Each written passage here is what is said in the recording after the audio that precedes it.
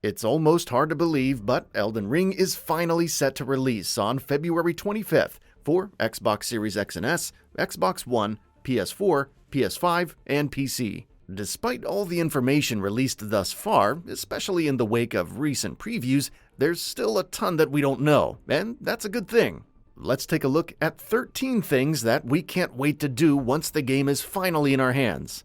Explore.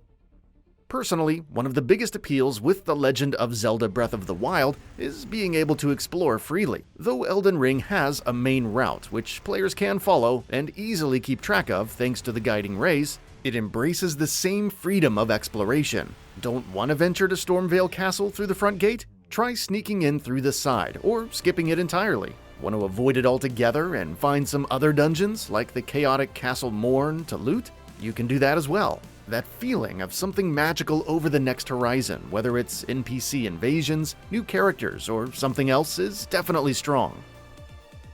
Co-op exploration.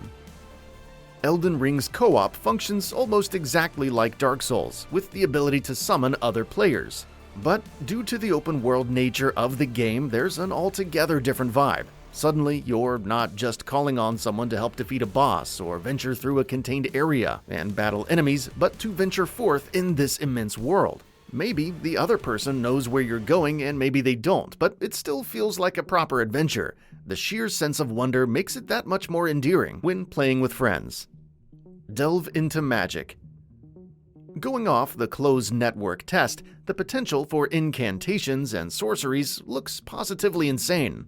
Yes, you still need to scale certain stats for them to be effective, much less usable, but they do look to be more than worth the investment. From summoning meteors to conjuring floating swords, there's a lot of variety to be had. Since skills are no longer tied to weapons, being able to mix and match those with the magic of one's choice is looking that much more appealing.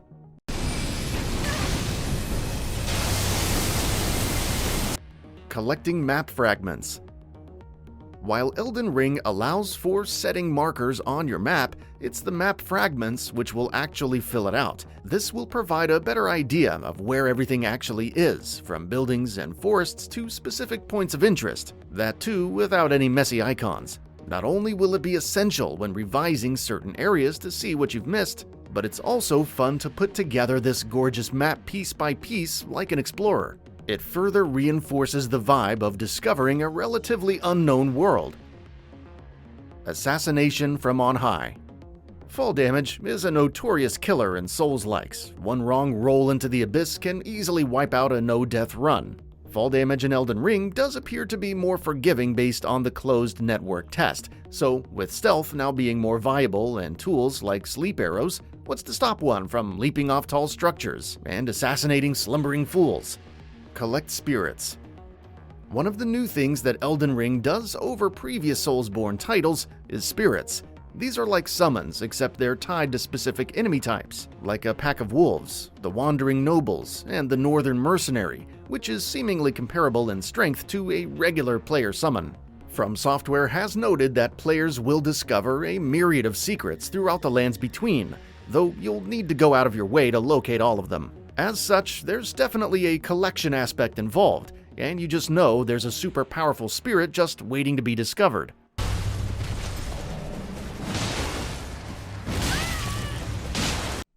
Get chased by dragons. One particularly noteworthy detail mentioned in Fextra Life's preview is the Caelid region. This is a desert-like biome that's teeming with dangers like dragons. Not only that, but there's a massive dragon, which is assumed to be Greyoll, whose sorcery, Greyoll's Roar, was in the closed network test that awakens other dragons with its roar. This can lead to an entire swarm of dragons chasing after your fleeing form on horseback. How you'll manage to defeat them is one thing, but just the sheer surprise of this happening sounds worth the price of admission. Explore the underground. When talking about the Lernia of the Lakes area, Game Informer teased an elevator venturing deep underground. Recent previews have since confirmed that this leads to Siofra River, a sprawling underground region that has its own map and fragments to collect. Along with linking parts of the main world, it has its own quirks like a strange sky full of stars. The overall scale is yet to be known, but it's been likened to an entirely new world beneath the one we've already seen. How it connects to the surface and what truly lies beneath remains to be seen, but it's exciting. Befriend everyone. For all the hype that the Dark Souls series gets about its difficulty, it's the lore and characters that end up being the most endearing. Elden Ring appears to be no different with its intriguing cast. How did Alexander the Iron Fist end up as a pot? What's the story behind the antagonistic Var who greets you at the start? Given all of the different NPCs, potential covenants, and so on, there are going to be tons of stories and quests to go through. Kill everyone. Listen, I know this sounds bad, but it is a thing to go about killing NPCs, whether it's to obtain a katana from a merchant or just to see what happens. Heck, some have challenged themselves to kill every NPC in the Soulsborne series, which is a tall order in itself. Recent previews noted that attacks are disabled in the hub area, the Round Table Hold, so perhaps killing everyone isn't possible, but, well, it won't be long before we can find out firsthand. Invade indiscriminately. Hallowing and humanity are no longer a thing, but players can still very much invade each other. Mechanically, it should be akin to Dark Souls, but fundamentally, invasions should be a lot more varied in Elden Ring.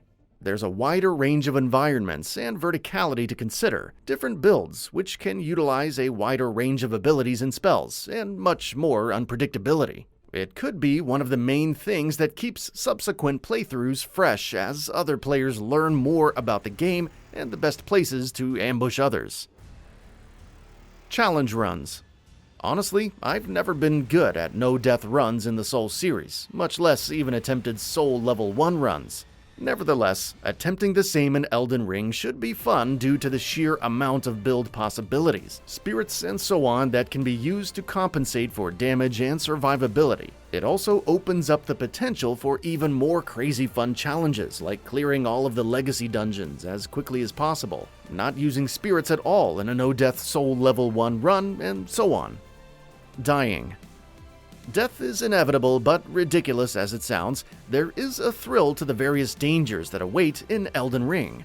It may be a boss type that's completely new to the Soulsborne fans, or some random occurrence that you least expected.